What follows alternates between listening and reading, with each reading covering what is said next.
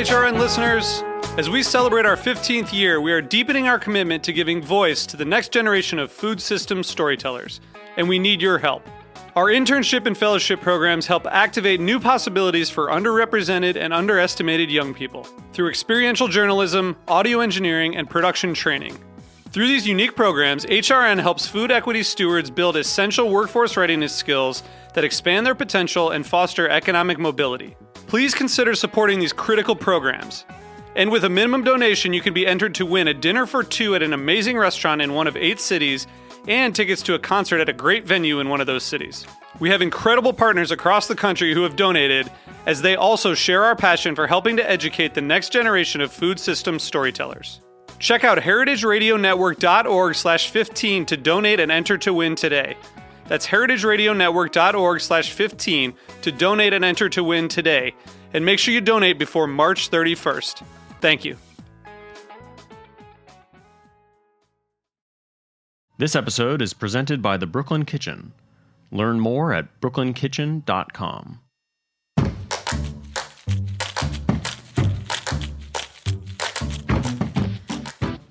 Borders seem to be all over the news lately.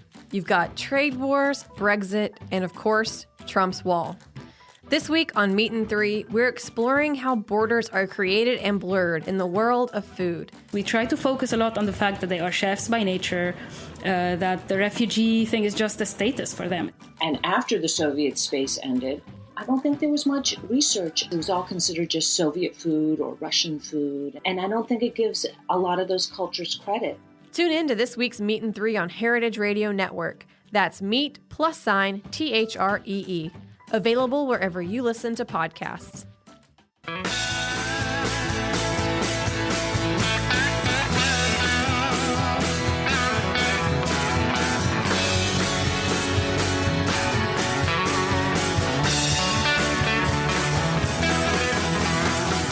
Hey, welcome to Beer Sessions Radio on the Heritage Radio Network. Hey guys, it's Tuesday, March 19th, 2019. I'm Jimmy Carboni, the host of Beer Sessions Radio. Got a great show tonight.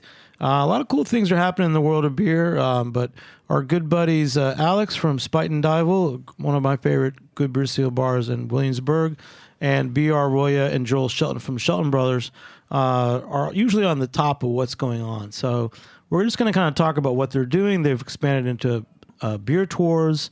There's one of our favorite breweries from Montreal, Ciel, is releasing the Péché Mortel. It's going to be a Péché Mortel day at Spite and Divals. This is kind of like a little looking through the lens of one of our favorite beer bars and their relationship with one of our favorite beer importers, Shelton Brothers. So, guys, let's introduce ourselves. Everyone just say your name and... B.R. Rolia with Shelton Brothers. All right. Hey, what's up? I'm Alex from Spite and Dival. I'm the GM and beer buyer. I'm Joel Shelton, Dan Shelton's brother. So the backstory on Spite and Dival, in the old days with bars and restaurants, the importer or distributor relationship was really important because that was the only way you could get your pick of what was good. And I remember that from my first restaurant. I had wine distributors that I really stuck with because those relationships are important. It's a little different than when you can just buy directly from a brewer in New York City. I know there's some backstory with Joe Carroll and Spite and Dival and Shelton Brothers. You want to talk about kind of the ongoing relationship that you have with some special importers like Shelton Brothers, Alex? Sure. So I've been working at Spite for over a decade. I was a bartender for a long time, and when the old GM stepped down, they were like, well, you seem to know a lot of what's going on, so you should do this. And that being said, working there for as long as I did, I got to know BR and Bob and Joel and all these guys and everything. So it was just a nice kind of continuation because it was like I got to be professional work colleagues with people I was already friends with. So it was really great. So that's nice and everything. But then on top of that, we were, the relationship between Spite and the Sheltons is deep. So it was just nice to be able to work with people that really knew what was going on and had really cool stuff coming in that not a lot of the people were interested in or knew about. And they just were like, we want what you're doing. So, BR, what's the relationship like for you guys with a great beer bar like Spite and Dival? it definitely makes the job easier. But I mean, Spuyten has been one that's, they've been supportive since day one because we were bringing in small, at the time they were primarily focusing and still do on Belgian breweries with some Germans thrown in. And, we had some very, very small Belgian breweries that really weren't very well known. So, and Joe was very happy to put them on because it really made his list stand out because he wasn't just putting on the big names, even from not necessarily industrial size, but the bigger names that everyone was familiar with at the time back then, which is 21 years now? 20? At Spuyten? Yeah. No, we just had our 15th. 15th, okay. I'm getting 15 this past September. Yeah. So, but it's great. I mean, they still taking... Venerable. Still venerable, but... they order a bunch of our beers. Their list is solid, and it's one of our go-to spots when brewers come through town. They'll often say like, "Hey, can we do an event at Spuyten?" Because they just like the welcoming vibe there. It's a very warm place and enjoyable to drink beer at, especially when the backyard is open. Mm-hmm. I remember when did you guys first get Dieu du Ciel? Let's talk about that little brewery in Montreal. It's probably been maybe about 12 years. It was shortly before my tenure with Shelton Brothers, and I'm going on, I think, 9 years now. So I do remember that Dan had asked me to help with some of the translations from their labels at the time, but that was before I was working with them. They make fantastic beer. I used to travel up to Montreal frequently for my old job and told Dan, I was like, hey, if you're looking to import some beers from Quebec, definitely check out these guys. And I know he and Tessa had gone up there and were very impressed. Those guys, they're great guys, really nice people as well as excellent brewers. And happy to have them in our portfolio. And this Saturday is the annual Péché Day, which they do to celebrate their Imperial coffee stout, the Péché Mortel, Deadly Sin. And Spuyten Duyvil was one of the bars that is poured. They're the only one in New York City. I think it started back in 2015 was the first time they did it in the U.S., and they only had 2 locations in the U.S. They had Spuyten Duyvil and then also Three Penny Tap Room up in Vermont. And then since then they've expanding. I believe this year we are up to 21 bars in the U.S., 4 in New York State, but only 1 in New York City right now. It's an incredible list of places that get it too. I mean, it's internationally it's like a who's who of like some of the best beer bars in the world. I think it's 68 bars around the world right now. They were inspired by Cantillon's Vanza Day, which is celebration of the beer. All the bars will tap the same beers on the same day, and this year it's 6 different variations of for the U.S. of the coffee stout. So you want to get your buzz on with. There's nothing like a Péché, I don't know, hangover. Péché Mortel, and you don't even have it. It's coming in tomorrow, the delivery, right, Alex? It's coming. So we don't even have a bottle to drink tonight. Right. Man, I got to go to Spuyten Duyvil on Saturday. You do. It's awesome. It's such a good event for us. Because we're one of the only places to get it, and it's this time of year too. Everybody's been inside for. And let's face it, this has been a really rotten winter. It's been hanging on, and every time you think it's going to be over, it just gets cold again, and it snows, and you get one warm day, and but I think we're around the corner. I think we've turned the corner. Maybe. So let's have that coffee Imperial Stout kick off spring, right? Yeah, absolutely. Yeah. It's a great annual thing we're doing. And the whole Shelton Brothers thing. Joel Shelton's here too. You guys, beyond finding all these beers, you guys are kind of the beer hunters. You had Dieu du Ciel and Jolly Pumpkin, the first American brewery you guys had, and then suddenly you guys had New Zealand beers. But you guys have put together now. You're offering beer tours, which sounds like it's right up my alley. That I could go to your curated beer experiences. Tell us about some of the beer tours that you're part of, Joel. Well, Dan has been talking about doing this for a really long time. The idea being to kind of recreate the experience of going over there and discovering beer, which is how we got started, of course. And Dan being Dan, it would never happen if I didn't do it. So I finally said, all right, we're doing it this year. And that was last year. And we sort of did it last year. We had a tour of Franconia in northern Bavaria. And we tried to do a Spanish one, but it was sort of ill-planned. So this year we said we're going to really do it right, and we have 3 planned just coming up in May, Belgium and France, kind of going between the borders back and forth. And then in June, Barcelona and the area around there, which is kind of maybe an odd one. People don't know much about that. But then Franconia again, which is a place we go every summer. So we're just trying to show people what the experience is like actually being in the place and drinking the beer, which is sort of the next step up from just buying it here and drinking it, I think. No, that's going to be great. And we're going to talk more about that. Let's talk about Dieu du Ciel. So I know you brought, because Péché Mortel is coming to New York, we don't have it right now, but we have another Dieu du Ciel. Yeah, we actually did. The Péché, the regular Péché Mortel is available in bottles. The other variants mostly are just done on draft for the event. Right now we're drinking the Isseki Nicho, which is their Imperial Dark Saison. And that was one that their former, the head of the brew pub, Bim, Luc Lafontaine. Luc Bim had, that was his recipe. Really, really nice. One of the first, I think, dark Saisons to come out commercially. Really nicely balanced between the character of the Belgian yeasts and then the roasty notes, but not overwhelming. And he's got his own place now in Toronto called Godspeed. And we're getting draft from him right now. Yeah, we had him on about a year and a half ago, I think. On the show. Yeah. And Alex, what other Dieu du Ciel beers do you usually carry? How does it do for you guys? Great.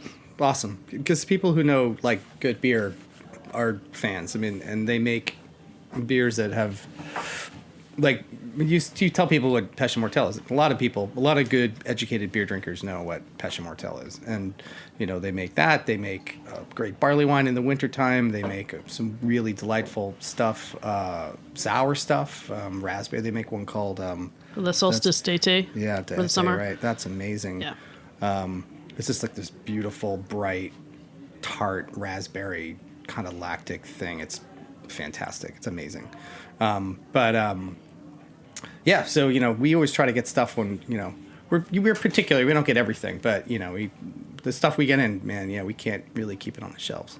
So, how do you describe Dieu du Ciel, Bjorn? Are they just innovators? Are they artisanal? I think brewers? Both. I mean, they started as a brew pub in Montreal. With a very, very tiny space, and they still have that space. And then I think they had their 20th anniversary. I think maybe that's why I'm confusing the 20th. Their 20th was this past fall. A fantastic event they had. It was actually in a church basement. They had to stop the music at, I think, 4 or 5 p.m. because Saturday evening mass was going on upstairs. So they said, for an hour, we're not going to have any music. We'll turn it back on when mass is over. But they now have expanded a production facility out in Saint Jerome, which is about 45 minutes to the west of Montreal, because by law, you can't package beer for sale at a brew pub. It has to be a separate facility. So they've got that. That's where all the bottles are coming out of, where most of the draft that comes to the U.S. comes from there as well. But every now and then, about 4 times a year, they'll send us a mixed pallet from the Montreal brew pub of really exclusive items. So we might get 3 to 4 kegs of something that are only a brew pub beer that we then farm out to really good accounts around the country. Some places, Spuyten can't because they don't have enough draft lines. They're full up with Péché this Saturday. But other bars are taking in some of these special beers from around the country on Péché Day, or might pour for other events. But they started out as really kind of one of the innovators. A lot of people were thinking in Quebec or in Canada, you've got Labatt's, you got Molson, you've got the big industrial ones. In Montreal, you had Boreal, you have a McAusland, which do some very solid, kind of middle of the road. They'll do a blonde ale, they'll do an IPA, they'll do a stout. And Dieu du Ciel was one of the first that was actually putting out really, really good beers that were, not just sort of a step up from homebrew, but actually beers that were creative and complex. And at the time, there was very little of that in Canada. Quebec tended to be at the forefront of the craft beer in Canada, I think. The other provinces tended to be a little bit more like focus. I think it might be their Francophile attitudes, where both with cheese and with food, because the other provinces were more Anglophone. Were having they had their IPAs, their stouts, their porters, whereas the breweries in Quebec skewed more Belgian, more European, or more continental than British. Yeah, I've had some great beers from them. What's the one with black pepper? Like Root des the Root des Épices, the spice road. Root des Épices. A rye beer with green and black peppercorns. Yeah. We get that one at Spuyten. That's one of the And those beers were great back then, and they're still popular, which is really rare, I think, to have a brewery that's that popular still after so many years. That brew pub we had the very, very, very fortunate opportunity to go up there and actually brew a collaboration. They made a beer with me and my coworker Chris Kachuka, who's another manager with Joe under Joe Carroll, and we went up to Montreal and we made a beer together. They were like so tickled and thrilled that we even asked, said, "Hey, would this be a possibility?" They're like, "Yeah, you got to come up here though." And man, they were the most gracious hosts, and they got us really, really drunk. And they're all incredibly handsome, and like they're all. You better stop this story here. Sorry. Are they all named Luke? Yeah, they're all. There's a couple Lukes. Everybody, there's a lot of Lukes. Luke. Yeah, everything was just killer. That brew pub is amazing, and it is packed. It's always packed. Believe how packed it was.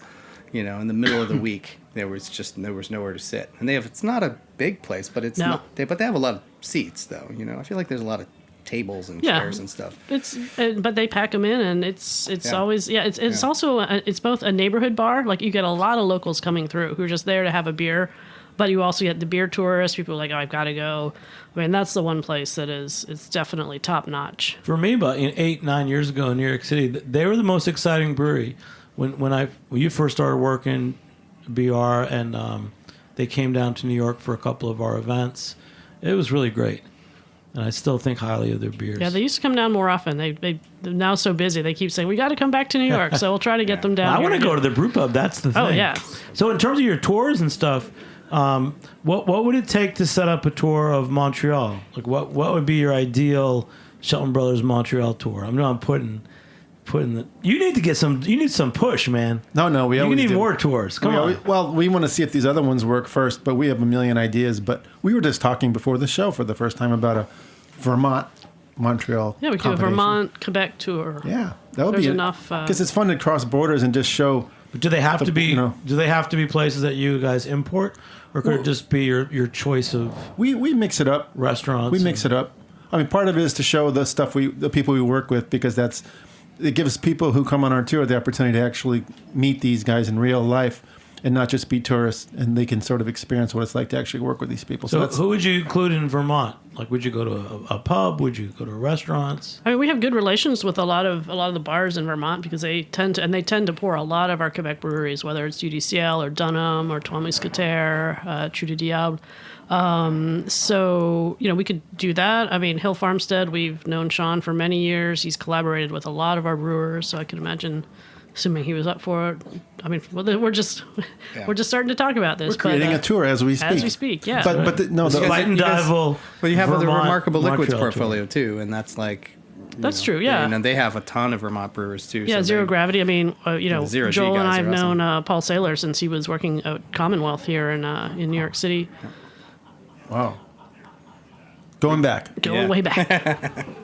Still remember. Way back machine. So we'll do that one next year. Next year. If we sell out these tours this year, people, we'll take you on a tour of the North, the Great North next year. Well, let's make it to us again. What is this Dieu du Ciel beer that we're drinking? This is the Isseki Nicho, the Imperial Dark Saison. I love it, man. So we needed something It's a Imperial. boozy beer too. It's 9.5%. It goes down so easy, though. And I taste the heat on it, too. Well, guys, this is a good start to the show. We're going to take a short break. We'll be back in a few minutes on Beer Sessions Radio. All right.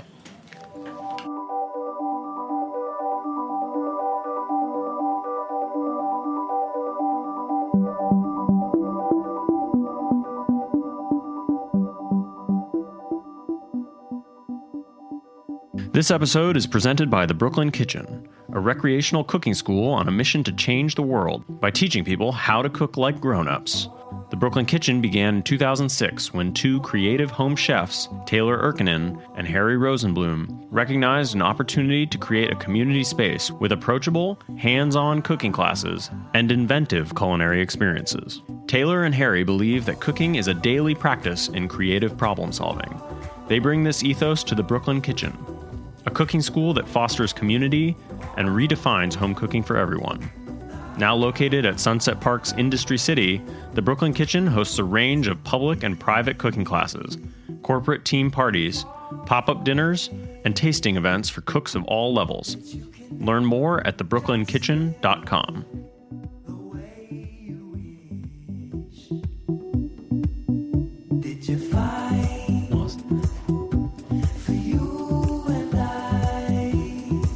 Hey, welcome back to Beer Sessions Radio on the Heritage Radio Network. Check us out, heritageradionetwork.org. It's our 10th anniversary. Lots going on, including the Hall of Fame.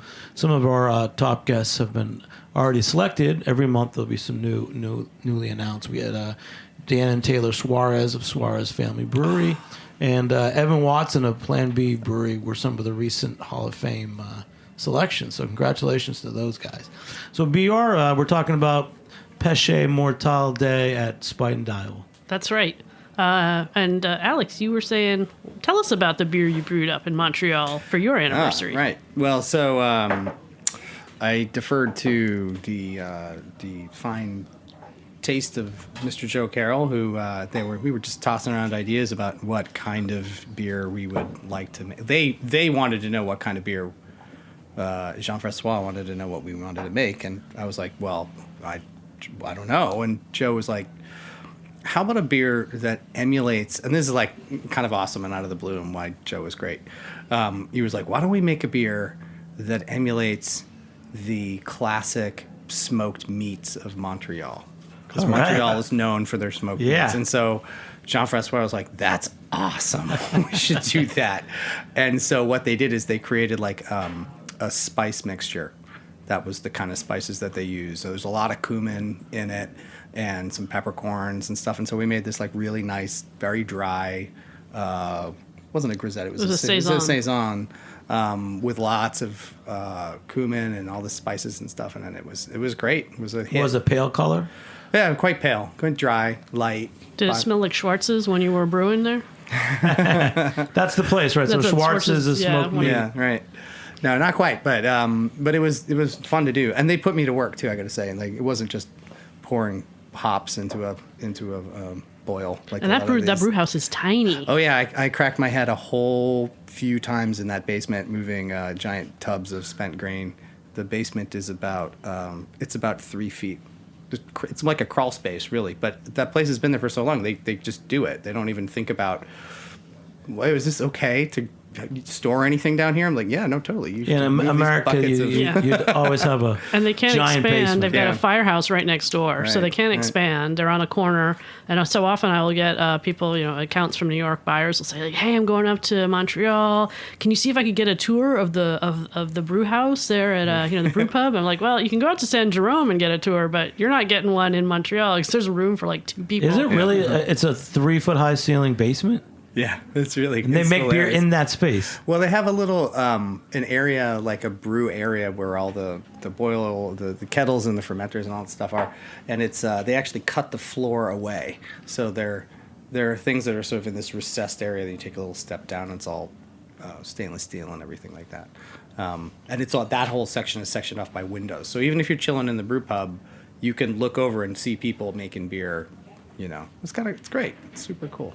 Is it part of the old part of Montreal? No, it's what they call the plateau area. So it's a little bit further uptown from there, but the Mile End Plateau area. But there's a lot of cool stuff. There's a great Casa de Popolo is a great music venue near there. We went and got the bagels. The Saint Viator and Fairmount bagels, the Montreal style bagels, right. Which are not bagels. Not. As a New Yorker, not bagels. No, I'm kidding. They're just different.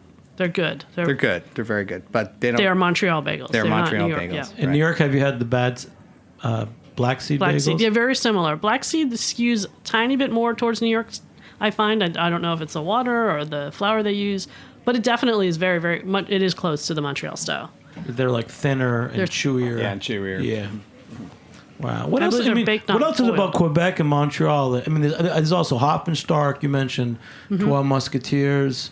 Why is that such a great area for craft beer?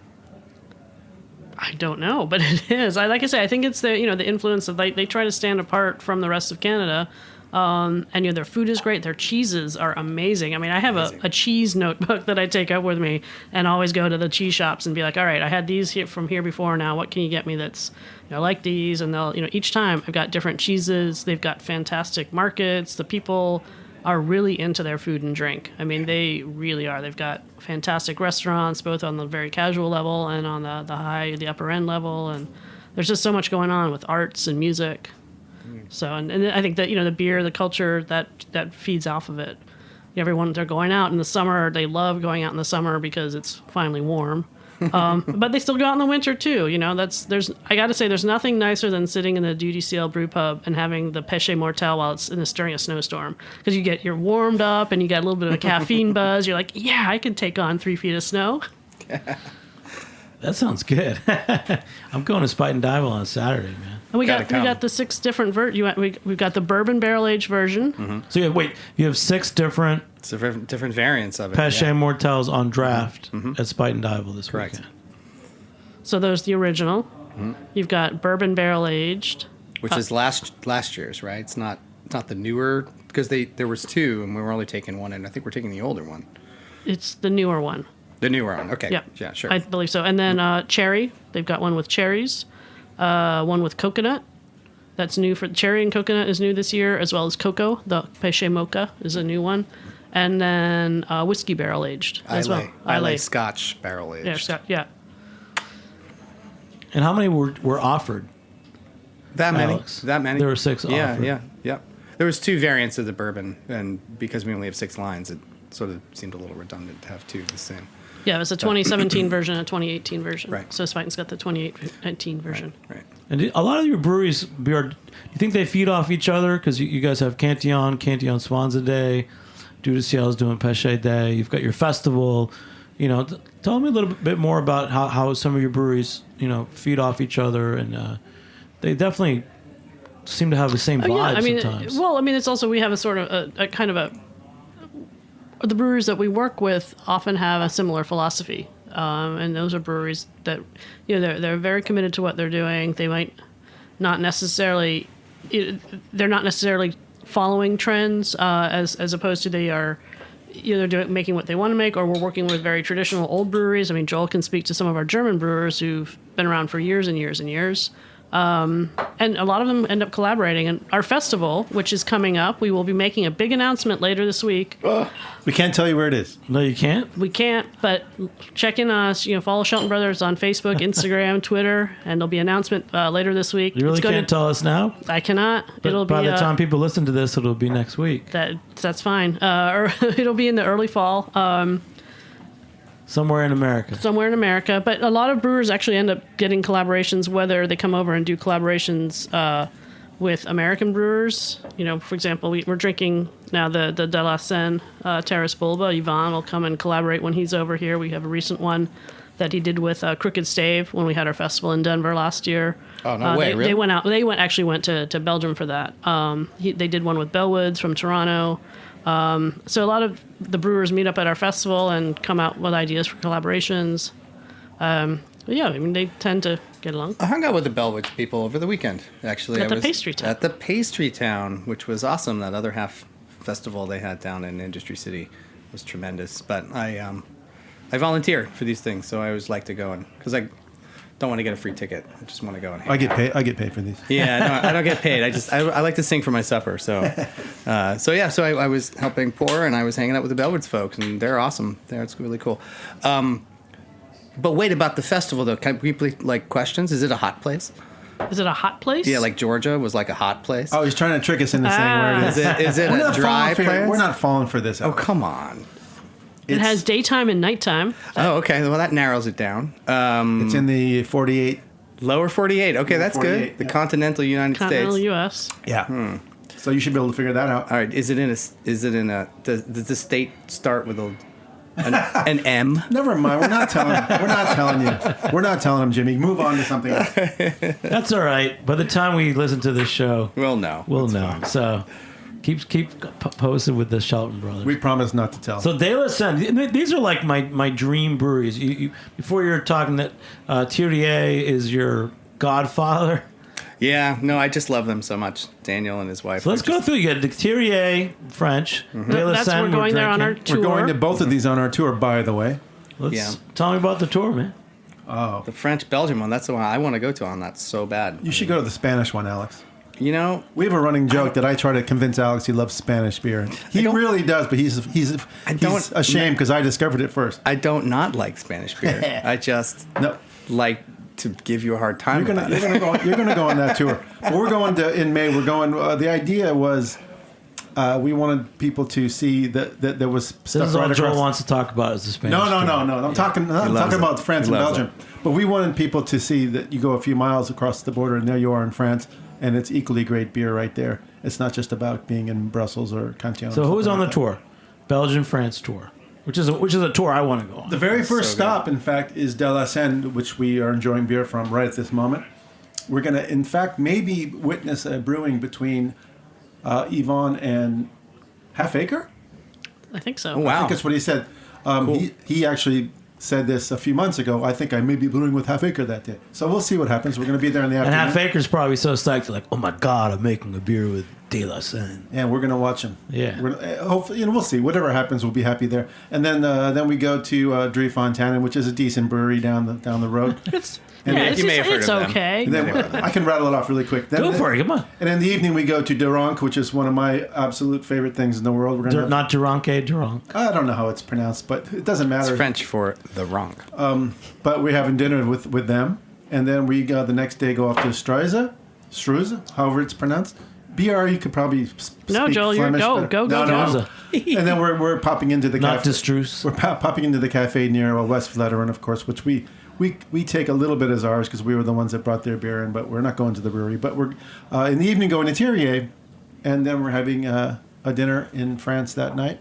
And then the next day we go to... They're opening the restaurant just for us. Yes, exactly. The town is so small that the restaurant's not open every day. It's pretty awesome. It's pretty special. And the next day we're going to visit a couple of breweries in France, Saint-Germain, page 24.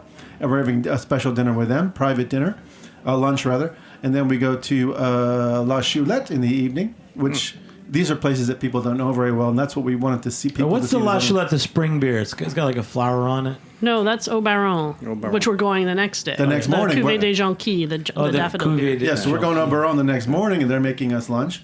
And then we go to, we're crossing the border just a few miles away is the beautiful Blaugive with the family. And then we're thankfully having a rest in Brussels that night because we ate and drank our way through this whole border area, and we're totally stuffed. But the last day is pretty decent. We're going to make a side trip to Kirkham, the Bink Brewery, and then... what I understand is more or less a private tour at Cantillon, and then we're having dinner with the Cantillons. Whoever's in the family is in town that day. You know, my mouth is watering. This is like a beer history tour for me. It's awesome. I've had so many of these So beers cool. with you guys. The point is that you can go on our tours and you can literally hang out with the brewers, the real guys, It's not just this thing you stop and go to the gift shop or something. It's we're introducing you to these people and how they really work, and not just the famous breweries in Belgium or something. So that's why we want to cross over into France and show these other things. So that's the point of it. So we cool. think it's very special, and that's what we're carrying over to the other tours as well. So there's something interesting in every country. Wow. Of those BR, which breweries in Belgium and France would you really want to go to, or that you've been to and you all of appreciate? them. That's why. I mean, actually, I've not been to the Duranke brewery, so I'm looking forward to that. But I've been to all of our French breweries. But the thing is that, I mean, that's, why we chose this area, because there's a lot of commonality when you figure, southern Belgium, northern France, the border has not been around for that long, but the beers have been. And stylistically, they're in the same family, and just wanted to show these. And they're small breweries. It's not quite the same as American breweries. A lot of these buildings are older. Some are quite. La Choulette is quite old, and also the history of brewing. For example, Alain Dossi, the head brewer at La Choulette. I mean, he's just a trove of information about French brewing history. Daniel Thiriez has been brewing for quite some time. He's in an old building as well, a lovely little tap room, and each one has they're very idiosyncratic in terms of their brewing systems, because it's they're not just ordering a new tanks from a supplier from 10 years ago. Some of these buildings have been there for 100, 200, 300 years, and they're all working in their own way to kind of figure out how to brew in these situations. And a lot of them were, and even in France and for Belgium, might only distribute locally to some small places and then a few larger cities. But, they're not considered the bigger names. And it's great to give people, the visitors that come on our tour, to show them, like, these are all the different breweries, the different styles. it's just something you don't see in the U.S. the same way that you can see there. And we want to bring people and let them understand this is why we decided to import this beer from this brewery. And these are the people who make these beers. Because it's really fascinating. Well, now what's this? The Duranki was XX? Double X. No, this is the extra. Thiriez extra. This is Thiriez extra. One of my favorite beers in the world, I must add. So and everyone talks about like double dry hopped, IPAs and pale ales, but it seems like some of the beers in your portfolio, so the De La Senne, the Taurus Boulba, the Duranki XX, the Thiriez extra dry, aren't they kind of like a dry hopped pale ale? Or you want to talk about that? How the French and the Belgians might have been ahead of American craft beer? Any stories like that? These are styles that have been in those areas for a long time. They weren't just invented yesterday, and they didn't just think, we just shove hops in there and it makes it awesome. It was always a balance, and they have really beautiful European hops there. And the yeasts are actually used for other breweries around the world too. Thiriez yeast. Thiriez yeast, a lot of farmhouse ales coming out of the U.S. use the Thiriez yeast. Right. And as Joel says, it's in balance between the malt and the hops. The extra is dry hopped. I don't think the Taurus Boulba is dry hopped. Yeah, and the point is that you're not blasting somebody with one flavor or another. It's just the perfect balance. And this is really what we always liked about the beers that we started bringing over in the early days, including Cantillon, honestly. It wasn't about extremes whatsoever. And now we have to play with that a little bit because that's just how the business is. But that's what's beautiful about these kind of breweries, and true of in the Franconia tour as well. It's just this beautifully balanced beer that's something that, in a way, is an introduction to something else from what the culture is here sometimes. I found that the really nice thing about European beers, especially, is that because they're so indicative of that place, and that's a thing that all American breweries totally are all about now. They're like, well, this is our microflora, this is our terroir. We bring these beers. I know you guys, part of your portfolio is Jester King, and they love their they make incredible beers, but they love, and it's true though, they talk about how their beers have this sense of place, like the way wine has terroir and stuff. Breweries like Thiriez, they make those beers in France, in that area of France. It might be different 100 miles away, but that's where he lives. That's the microflora that they have there. And Jester King, for that reason, because they are really into that terroir and the locality, they've brewed collaborations with Thiriez, with De La Senne, with Au Baron, because each one, even if they're using similar ingredients from that region, there definitely is a house flavor and a house culture, and you can put some of it down to the yeast, but some of it is, the microflora. Even though you're not using wild yeast, they're using cultured yeast, but there is something, and each system is just so completely different. Some of the older ones, like La Choulette, they've still got copper vessels, that are over 100 years old. There's a lot of what you call the hot side aeration that a lot of American brewers would just like, oh no, you can't have that exposure to oxygen to the hot wort because it's just like splashing out. It's, and it still comes out with this lovely beer, which is just full of character. It's a whole different experience, and that's the point of spending the money and going over there. And that's what we like to do as much as possible, and so we're just offering that experience. So we think it's a pretty great time. Well, these are three beers that I drank for years, and I could still drink for years. So one more time, we get De La Senne, Taurus Boulba, the Thiriez Extra Dry, and we had Duranki XX too, didn't we? Not today. Oh, yeah, let's say we did. So to me, it all. I like that backstory about it. I remember when I first met you guys and met your brother Dan. You talked about the history of Belgium and that part of the world, and how the use of hops was common. You want to go more into that? And I feel like that there's more of a story there than we're getting at. Well, northern France and southern Belgium is part of the hop growing region, and it was. They also grow grain, malt. It was too cold to grow grapes, so that's why you have brewing in that area. And there's still a lot of hop fields, both in northern France and southern Belgium. Poperinge is the big hop town that a lot of people know in Belgium.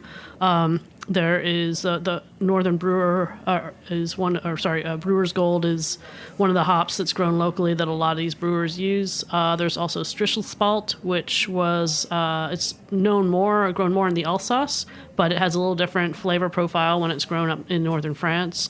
But there's a lot of hops. So beer back in the day would have had a nice hoppy note to it, and that's what Yvan from De La Senne, he's done a lot of research on this, and found a lot of people think of Belgian beers as big and boozy and sweet, triples and Trappist styles. Historically, not necessarily. That's something that popped up recently.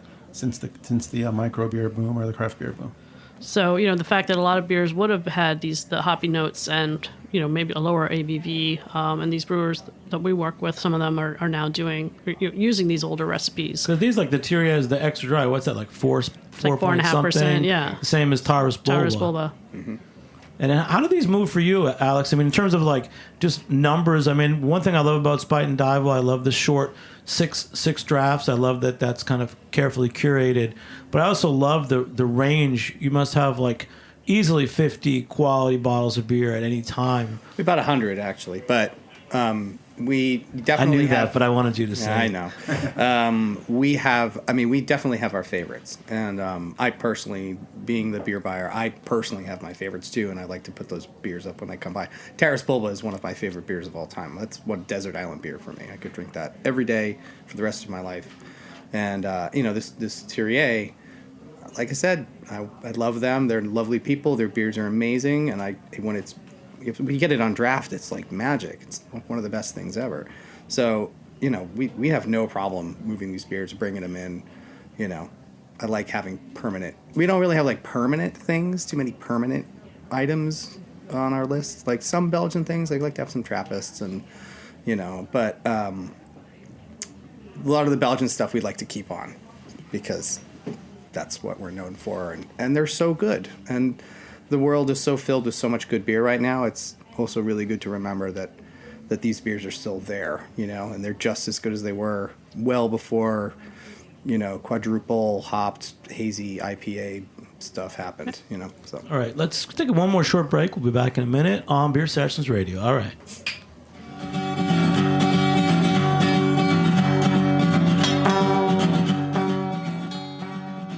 Are you enjoying this podcast? Heritage Radio Network has plenty more. My name is Allison Kane, and I'm the host of In the Sauce here on HRN. Now that I'm expanding my cooking school to a sauce line in grocery stores, I need all the help I can get. And I want to help other entrepreneurs build their brands too. You can find In the Sauce wherever you listen to podcasts and on heritageradionetwork.org.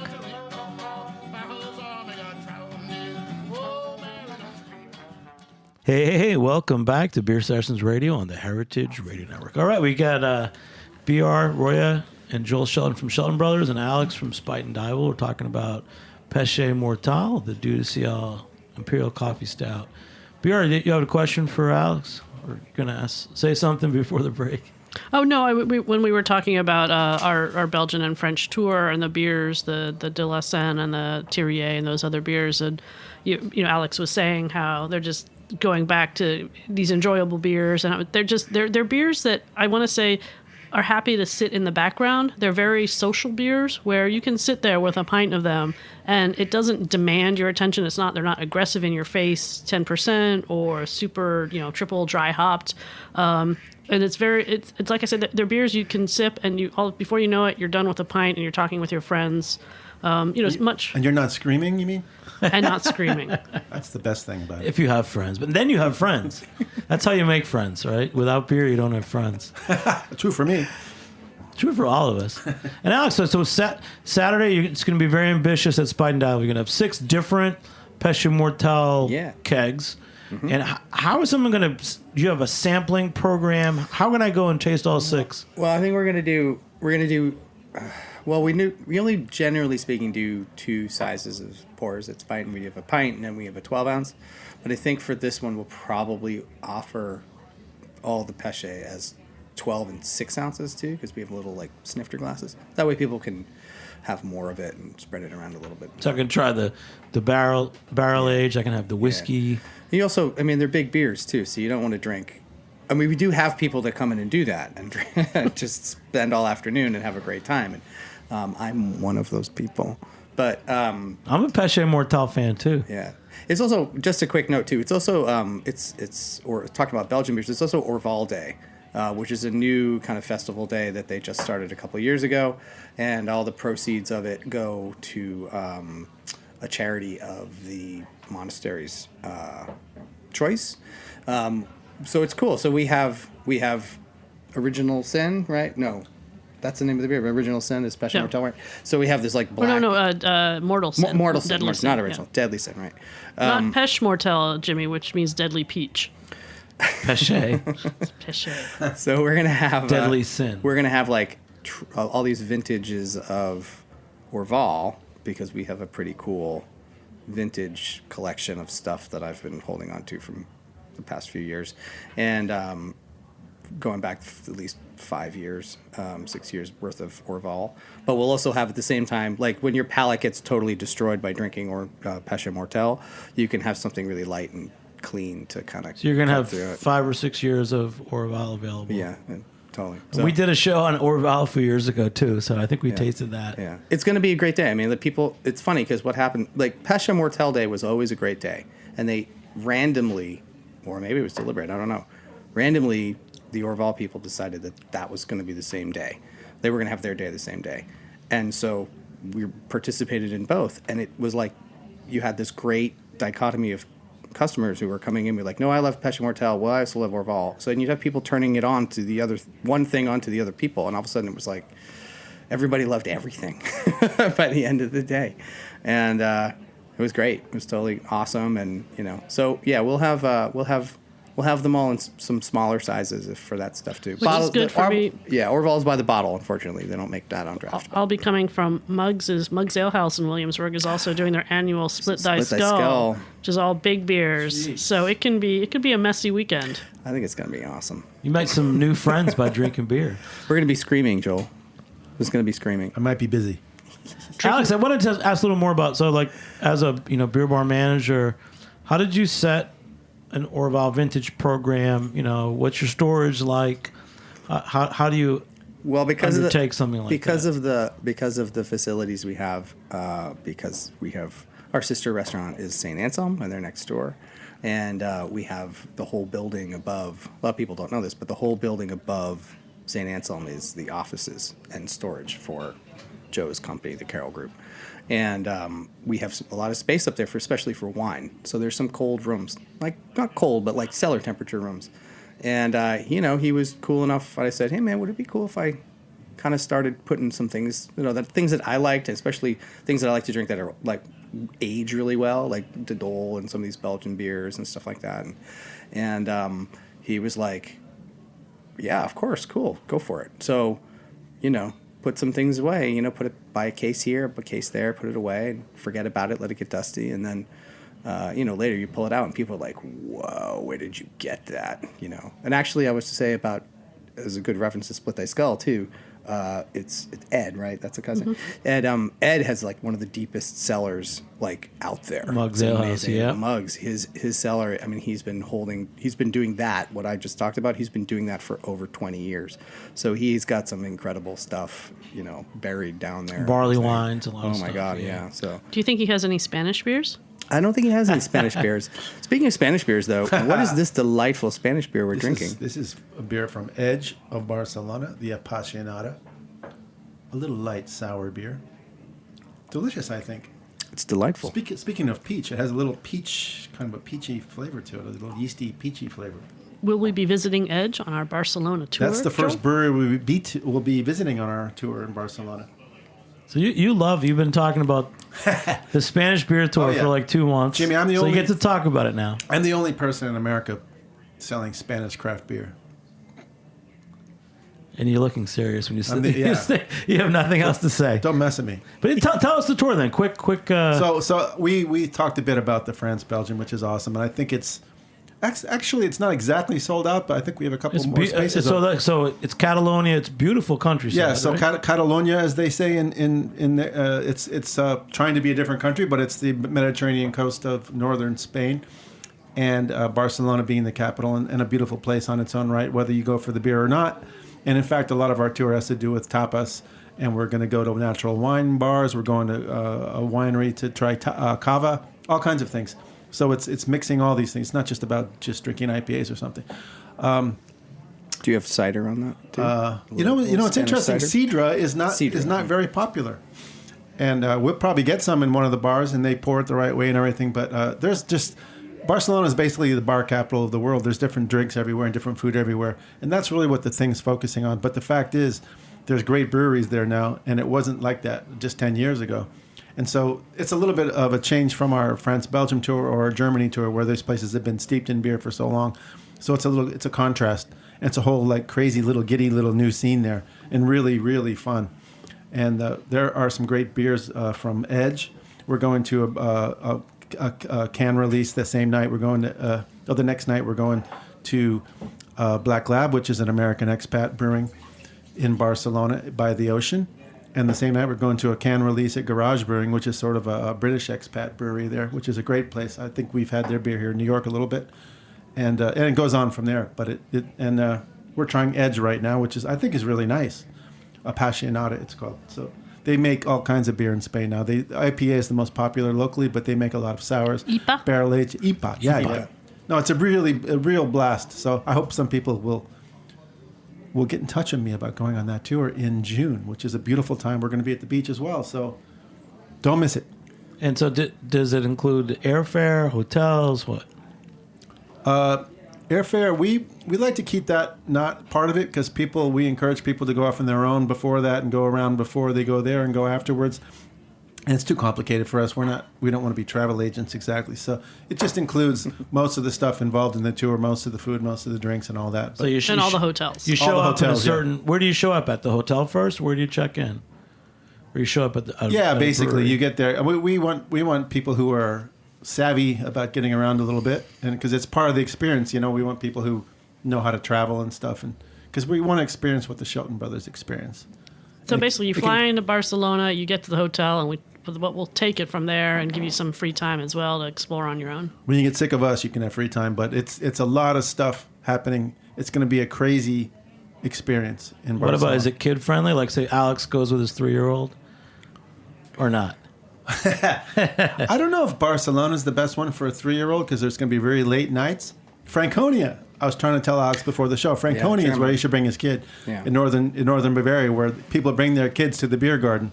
So that's a whole nother tour, which is totally separate from all these other ones we're talking about. So. Who's on that tour? Because that's the other one I want to go on. First. Oh, well, we can, with some of the best lagers in the world. We go to Mars. Yes. We go to Kaismon across the street. It was great Pilsner. Yes. We go to Bayer, which is a beer we used to import in gravity kegs, which is maybe one of the best beers I've ever had in my life. Munksumbacher, which is about 10 miles away. Maybe the other best beer I ever had in my life. And then we go to a town called Ciel am Main, where we import Güller from. It's a Rauch beer, but it's a wine town, so we're going to have wine that night. And it just sort of goes from there. We go to a bunch of beer gardens. We go to a couple of big fests, including Kulmbacher Beer Vodka. So we're going to be hoisting leaders and wearing lederhosen. It's the whole thing. Leaders and lederhosen. But it's not. Yeah. It's not like going to Oktoberfest. It's like going to a real German fest where it's all locals and you go nuts. But it's the real thing. Those three right there, Alex. I mean, we got to go because let's go. Belgium and France. I mean, like right now. Some of my favorite breweries. Barcelona for the lifestyle. I mean, I got to check it out. When is the German one again? That's July 25 through 31. Okay. So it's a perfect time, and it's really nice and warm there, so you can just drink liter after liter. I mean, I would never do that, but you can do it if you want. And one day, Montreal. Well, if these go well, and it's up to your listeners, Jimmy, to make this go well this year. So how did they find out about the Shelton Brothers tours? Well, you go look up, what's it called? Insider Tours. Is it called Shelton Insider? It's just called Insider Tours. Oh boy, maybe that's our problem. If you Google Shelton Brothers Insider Tours, you'll see the itineraries. I think and there's the Instagram at Shelton Brothers Tours as well. I saw that. Yeah, it's out there. I think we're not the greatest at getting stuff out there sometimes, but if you take a look, you'll see how awesome it's going to be, and you really have to see these places in person. Well, I just love what you guys are doing. I mean, I love that now so many of the American craft brewers are going over. Making beers with these obscure small brewers that I always loved and I was associated with you guys, and it was fun tasting through these different beers today. And Alex, man, you keep the flame going. You and Joe Carroll over there. Spite and Dial has always been one of my favorite beer bars in New York. Same here. Jim. Yeah. Thanks, guys. Let's everyone go around just to say their name one more time, and we'll sign off. BR with Shelton Brothers. Hey, I'm Alex from Spite and Dial. I'm Joel with Shelton Brothers. And I'm Jimmy Carboni, the host. Big shout out to our producer, Justin Kennedy, engineer, Matt Patterson, intern, assistant producer, Dylan Hoyer. I think it's her last night. So thank you, Dylan, for 6 good months. And Aaliyah Pops will be our new intern. She's here today, too. So got a lot of great people here helping out on Heritage Radio Network. This is our 10th anniversary. So everybody, we'll catch you next time on Beer Sessions Radio. All right. Cheers. Woo. Cheers. Bye.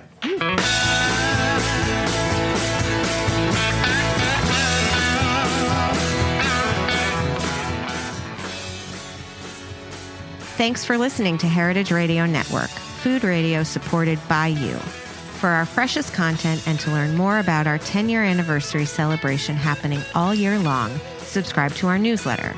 Enter your email at the bottom of our website, heritageradionetwork.org. Connect with us on Instagram and Twitter at heritage_radio.